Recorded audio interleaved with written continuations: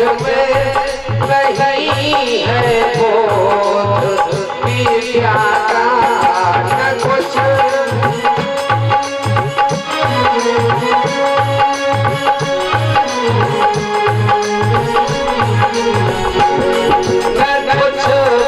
स्वार्थ है मुझ में नहीं है बोध पिया का न कुछ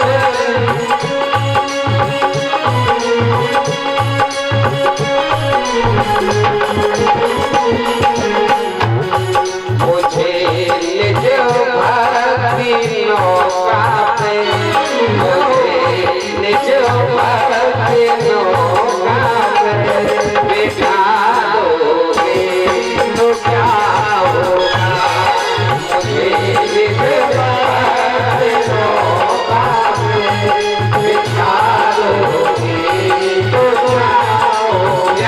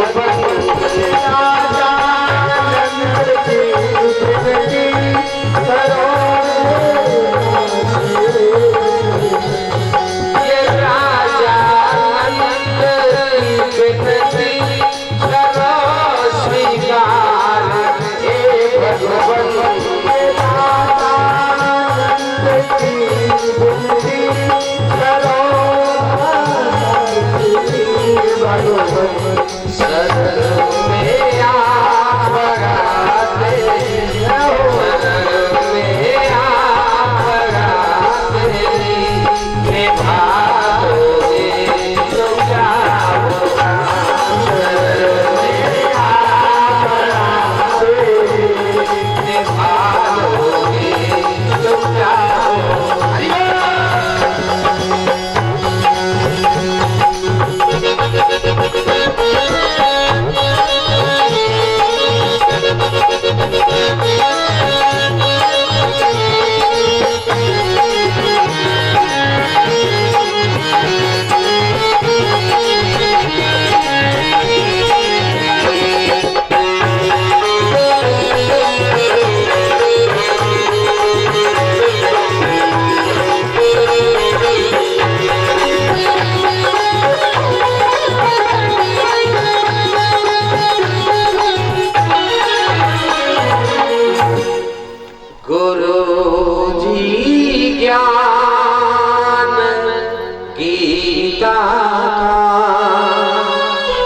करा दोगे तो क्या होगा। परम परमार्थ का मार्ग दिखा दोगे तो क्या होगा। बोल सद्गुरुदेव भगवान की जय जय श्री राधे।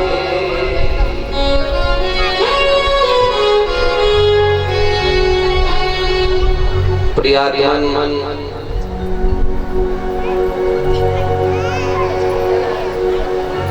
जब आपको और हमको संत सद्गुरुदेव का सानिध्य प्राप्त हुआ है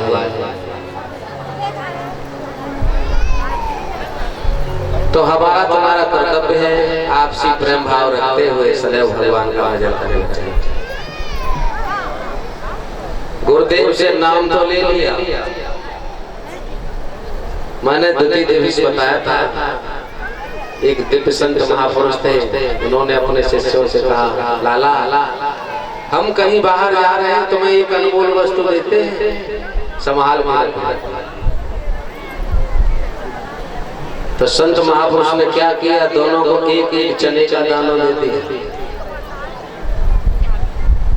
एक ने तो वही संभाल के रखा, इतना संभाल के रखा कि दाने का जो है आटा बन गया, और एक ने क्या किया उससे कमाई करना प्रारंभ किया। एक दाने से करोड़ों दाने पैदा किए। जब गुरुदेव आए दोनों से पूछा तुमने क्या किया। जिस सज्जन ने दबा के रखा था दिखाया तो आटा बन चुका। दूसरे शिष्य से पूछा लाला हम समाज कोई वस्तु दे के गए थे उसका क्या किया। गुरुदेव आपके सामने जो बोरियां भरी हुई लगी है, छन्नी पर छन्नी लगी हुई, सब आपकी देन है। जिस दिन आप लेके गए थे हमने उसी दिन से उसकी कमाई करना प्रारंभ किया और ये सब आपकी सेवा में कार्य है। तो कहने का भाव ये नाम तो हमने ले लिया, घट में रख लिया, लेकिन जाप नहीं करोगे कुछ काम नहीं। निरंतर जाप करते जाओ, नित नए अनुभव होंगे, इतने अनुभव होंगे कि अनुभवों पर ढेर लग जाएंगे।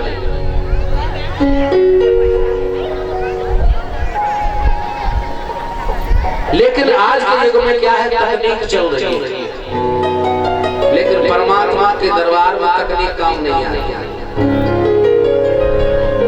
कुछ वैज्ञानिक लोग अपना परिचय करने के लिए जंगल में गए, एक विशाल नदी बगी नाव के द्वारा नदी को जो है पार किया है।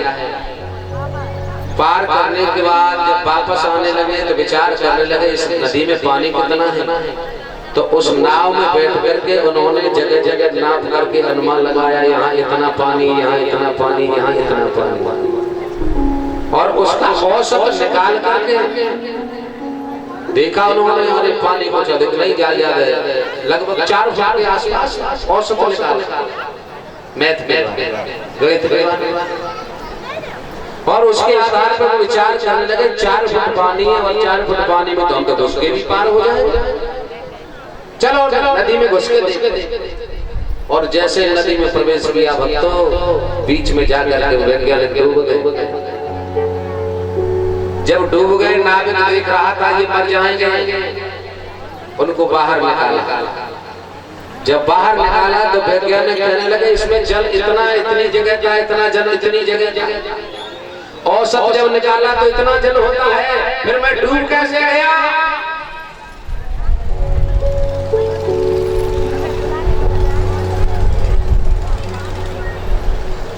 लेकिन विचार चार भक्त औसत जो लगाया था वो कागज में ही तो लगाया था, नदी में थोड़ी लगाया था। औसत कागज में लगाया था, कागज के आधार पर जो है जल इतना था, लेकिन वास्तविक जल तो जितना था उतना ही था। कहने का भाव है जिन्होंने तैरना सीखा वही हो पार हो गए। हम कितनी भी योग्यता क्यों न धारण कर लें, एक समय के बाद कुछ वैज्ञानिक वर्ग के लोग और परीक्षण करने को, जब परीक्षण करके वापस आ रहे नाव में बैठे, नाव चली आ रही है, नदी में पानी बहुत है, वैज्ञानिक पूछ रहे गिरवट से भैया कुछ इकोनॉमिक्स में ज्ञान है, अर्थशास्त्र का कुछ ज्ञान है? उन्होंने कहा भैया मैं पढ़ा लिखा नहीं। अरे तेरी तो आधी जिंदगी बेकार हो गई जब तू पढ़ाई लिखा नहीं। फिर पूछने लगे तुझे कुछ गणित का ज्ञान है? भैया मुझे वो भी नहीं। अरे बच्चे बच्चे उसमें भी आधी पाल हो गए। यही चर्चाएं चल रही है, आगे आगे सब्जेक्टों के नाम लेते हुए वो वैज्ञानिक उसकी हंसी उड़ा रहे हैं बेचारे। तब तक क्या हुआ, उस नदी में जो है भंवर पकड़ने लगा।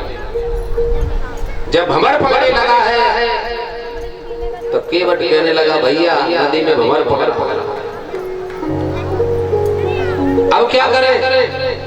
वैज्ञानिक पूछने लगे क्या होगा? कि भंवर में अगर नाव पड़ गई तो डूब जाएगी तो सब के सब मर जाएंगे, क्या होना चाहिए? केवट हंस कर कहने लगा अभी तो तुम कह रहे थे कि तुम गणित के बारे में कुछ जानते हो, आधा जीवन खराब है, इकोनॉमिक्स के बारे में जानते हो, आधा जीवन खराब है, सिविक्स के बारे में जानते हो, आधा जीवन खराब है, लेकिन मैं तुमसे पूछ रहा हूँ तुम तैरना जानते हो कि नहीं? तो तुम्हारा तो पूरा ही जीवन खराब। केवट ने क्या किया, अपने वस्त्र उतारे, सर से बांधे, लंबी छलांग लगाई, तैर के पार हो जाता है। भंवर में नाव पड़ जाती है, घूम करके क्या हुआ, नाव डूबने लगी, नाव वहीं पर डूब जाती है, सारे पढ़े लिखे वहीं खत्म हो जाते हैं।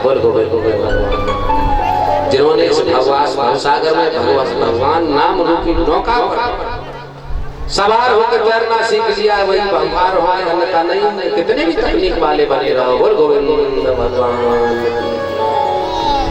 अभी आप यानी सुंदर कथा है, रस स्वादन करेंगे।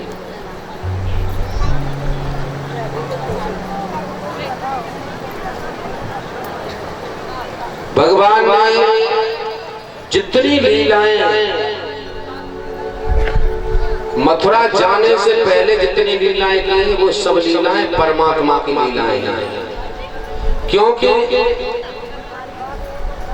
एक छोटा सा बालक इतनी विशाल राक्षसी पूतना का वध नहीं कर सकता। 27 दिन का होने पर सट्टासुर जैसे दैत्य को नहीं मार सकता, ये तो परमात्मा। और मथुरा जाने के बाद जो लीलाएं की है वो एक राजा की लीलाएं, वो जीवन में उतार नहीं होगी। राम जी ने जितनी लीलाएं बचपन में की सब उतार नहीं होगी, लेकिन बन जाने के बाद जो लीलाएं की वो प्रभु की लीलाएं हैं, उनका अनुसरण लेने की आवश्यकता है। बोल गोविंद भगवान। भगवान ने माखन की चोरी की, जिसके घर में लाखों गौएं हुए, हजारों माखन होता हो, भला उस घर का बालक चोरी करे? कभी नहीं। लेकिन उस चोरी के पीछे एक कारण था। जो भगवान की भक्त गोपियां थीं प्रभु से